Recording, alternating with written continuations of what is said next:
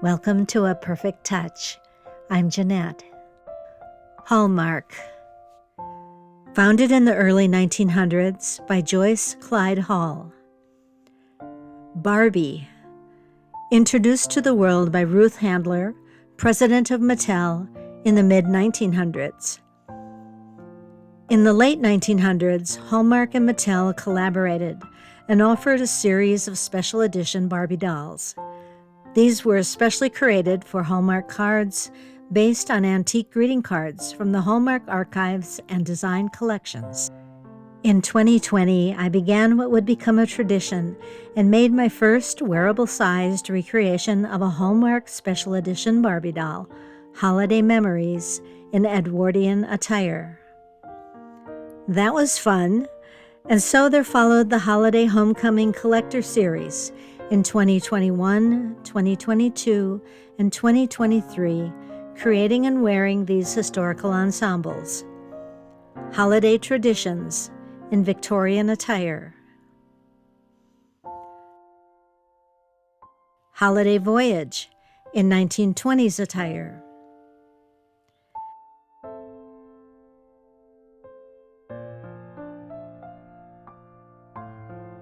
And Holiday Sensation in 1930s attire.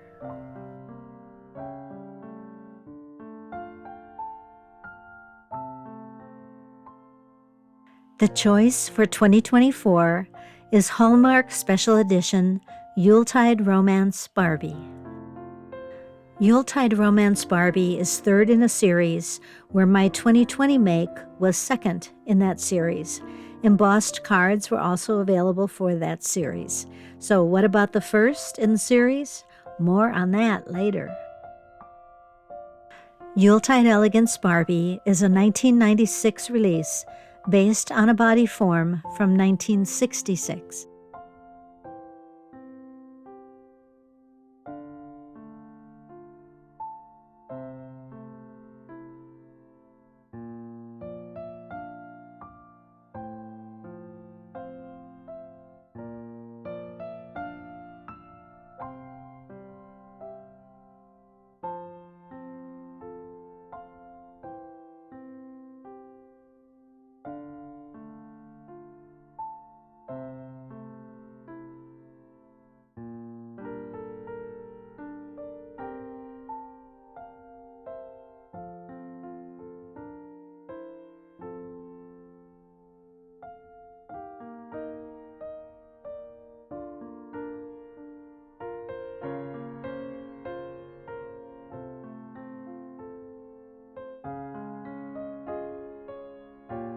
The illustration on the packaging shows a couple in a gentle embrace, and Barbie is, quote, dressed elegantly for the holidays in an emerald green velvety gown.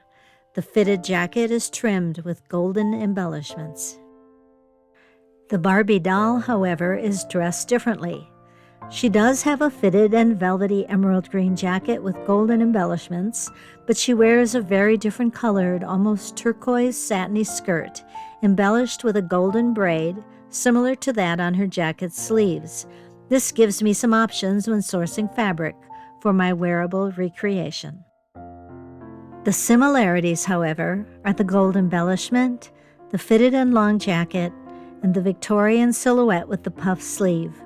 I have the perfect pattern, Butterick Making History B4954. Although I don't have the fabric yet, I can prepare my pattern, study the fit and instructions, make mock-ups and modifications as necessary, and begin my search for the perfect fabrics at the perfect price. The pattern pieces are a front and side front, back and side back, one-piece sleeve, collar, pleat underlay, buttonhole template, skirt front and waistband, skirt back. The pattern has an upper and lower portion which are taped together before cutting the fabric. I try to plan my sewing projects far enough ahead to find fabrics at prices within my budget. At this point of the project, I'm getting ready for a 2-week trip in July, and it turns out to be pure luck that the fabrics for this ensemble come home with me. My costume college roommate has the most amazing stash of the most amazing fabrics, and she welcomes me to search her stash for my project. There it is, a glorious green moire damask, and enough fabric to create the skirt and jacket, which will take 7 1/4 yards for my size. I'm thrilled and in tears. And then she pulls out an emerald silk velvet left from an incredible gown she made, and I've just admired in her costume closet. I'm in heaven. It's perfect. Using the moire damask for the jacket and skirt, I design, measure, redesign, remeasure, and finally come up with a plan to use the silk velvet as accents on both the jacket and skirt. Since Yuletide Barbie has a cute reticule, I plan to create that from the silk velvet. Now that I have fabrics, I begin researching the, quote, golden embellishments, unquote. I have some trims, and I want to see what sizes and designs are appealing. I call out to my costuming friends, and the consensus is gold soutache. I research sizes and plan for a design for the lower 6 inches of the skirt, which I have decided will be the width of the velvet trim. I find a seller offering 5-yard lengths in 3 gold colors, and a sale is in progress. The soutache arrives, and it has a gorgeous color, beautiful feel, and curves and handles well. Since we're talking about the soutache, I'll tell you about that part of this project. Before I began to sew the jacket and skirt, I made the reticule as planned and as part of the Yuletide Romance Barbie doll. I loved the gold soutache on the velvet, and I learned how to sew the soutache to prevent the velvet from being crushed. I had a plan for the jacket and skirt soutache and had many trials and redesigns through sewing both. In the end, I love the soutache as a border between the damask and velvet highlights. It seemed to call attention to the velvet without being the center of attention on the velvet, and it left the damask pattern clear and beautiful. If I choose, I can add more soutache one day or create this entire ensemble in silk velvet and soutache when I win the lottery. I'm happy with the outcome. Let me know your thoughts. What would you have done?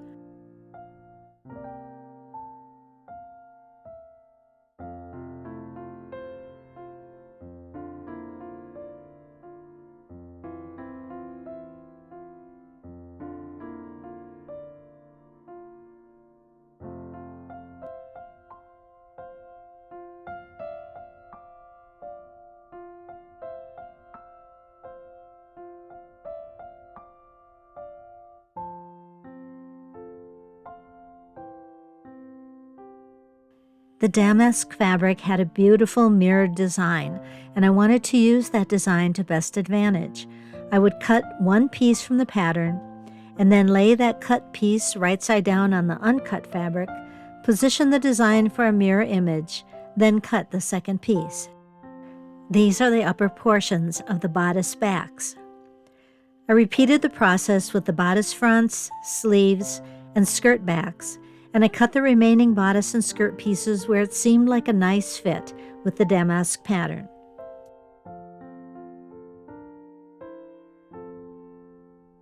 The collar is cut from the silk velvet, and interfacing and lining are also cut. The lower portion of the sleeve will have a velvet overlay resembling a cuff, and those are cut.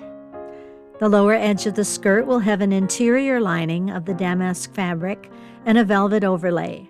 Those are cut for both the skirt front and skirt backs, using the lower edge of the pattern as a guide to create the proper curves. A cotton is cut for the bodice lining, but as there wasn't enough of the green cotton, a gold cotton is cut for the sleeve linings. Finally, it's time to sew. I'll start with the skirt. To create the velvet overlay on the lower edge, I lay the velvet on the damask right sides together, so that when I sew 1/2 inch from the velvet edge and turn the velvet wrong side, to the right side of the damask, the lower edges will align. The edges are pinned and machine basted in place. The skirt panels with velvet trim are sewn together. The center back seam is sewn, leaving an opening for the closure. Then the side seams are sewn to attach the front panel to the back.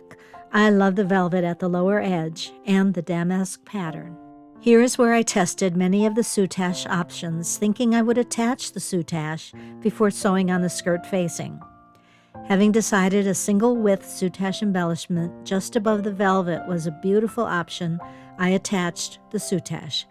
The seam is opened on one side of the skirt, the soutache ends threaded to the interior, and the seam sewn closed. Now the skirt facings can be sewn at their seams and the upper edge seam allowance pressed under 1/2 inch. The facing is sewn to the lower edge of the skirt with a 1/2 inch seam and then turned to the inside of the skirt. The fold at the upper edge of the facing is hand sewn to the skirt. The skirt facing is finished. A placket is made and sewn to the skirt back opening. The opposite edge is simply sewn in place at the fold.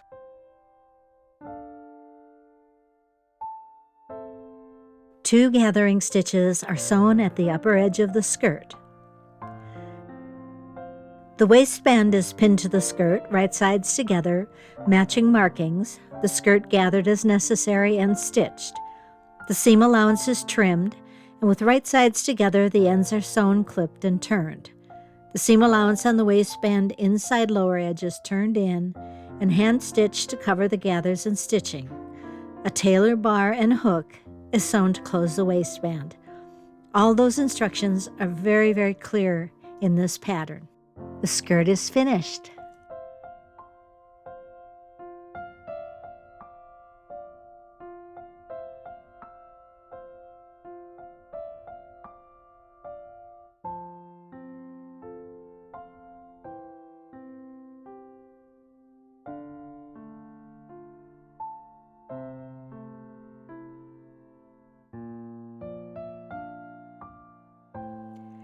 The pattern instructions recommend interfacing the jacket fronts, but as this damask is a heavier fabric, I'm omitting interfacing and flatlining.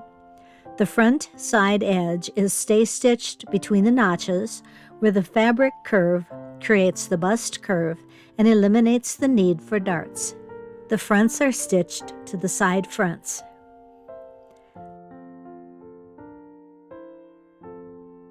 I'm so glad I had enough fabric and took the extra time to mirror the pattern on the jacket front. The backs are sewn together from the top down to the point where the pleat will be inserted, and then basted from that point to the bottom edge. The lower edge of the pleat underlay is sewn with a narrow hem. The pleats are folded as marked and pressed.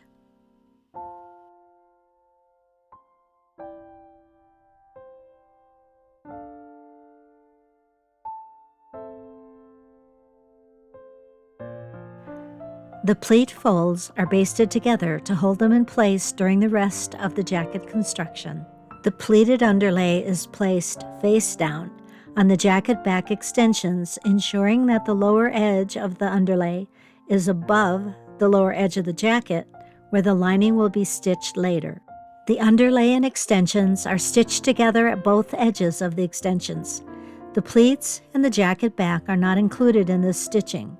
The upper edge of the pleated underlay is left free until later. The jacket basting and pleat basting is left in place. The side backs are sewn to the back and then to the side fronts, and the shoulder seams are sewn.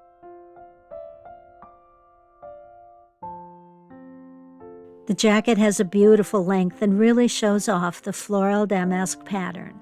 The interfacing is sewn to the collar lining just outside the seam allowance and trimmed.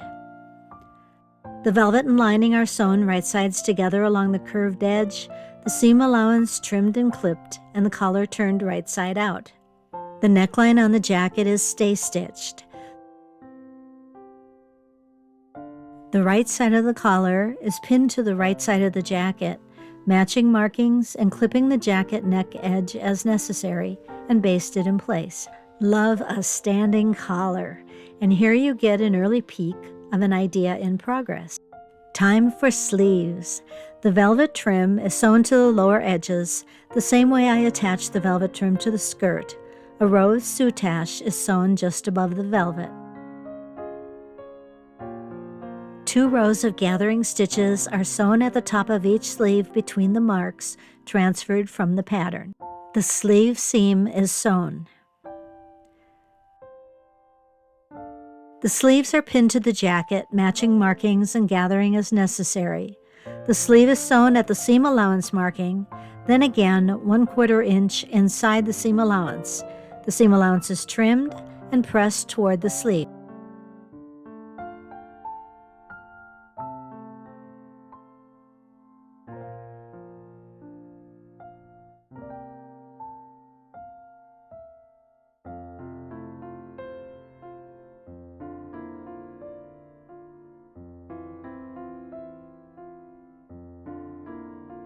The beautiful silk velvet used for the reticule, the skirt and sleeve trim, and the collar has some oddly shaped pieces remaining, and it seems a perfect use for buttons.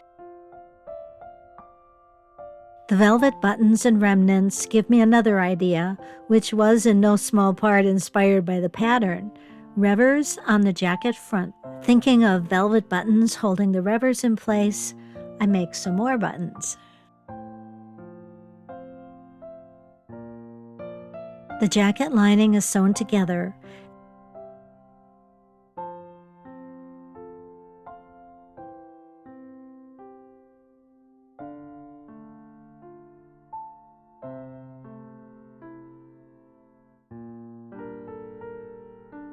And the velvet pieces for the revers are sewn to the right side of the lining, where they will show when the jacket lower edge is turned up.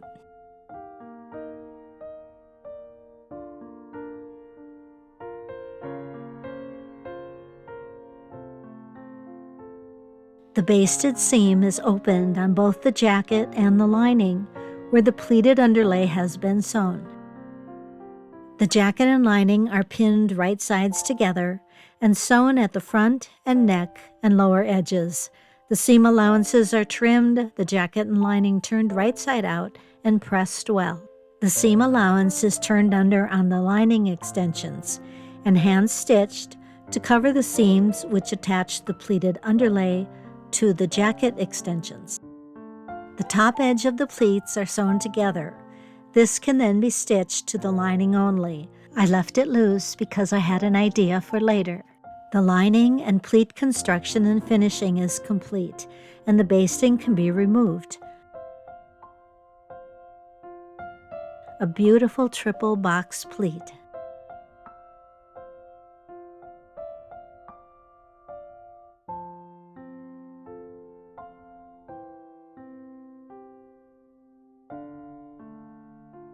The sleeve lining and jacket sleeve lower edges are turned in at their seam allowances and stitched together. Now for the finishing details.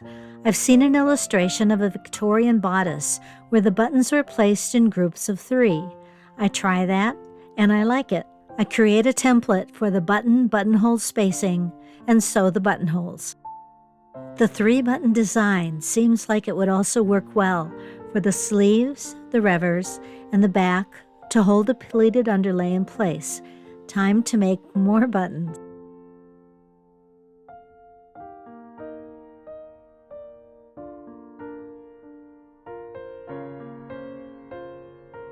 A line of soutache sewn at the collar edge. And the holiday Barbie for 2024 is complete. But before I show you the finished Yuletide Romance Barbie, I want to share with you 2 of my favorite accessories. Won at auction ages ago, this watch has been a treasure and worn with many of my Victorian impressions. It is a green enamel guilloche over gold. It has a bow brooch and a long gold chain. The enamel has been chipped at the lower edge, and research told me that as ladies wore these while holding their babies, the babies would sometimes teethe on the watch. A sweet thought for what might have happened to this watch, I've included here some photos of how this type of watch might have been worn.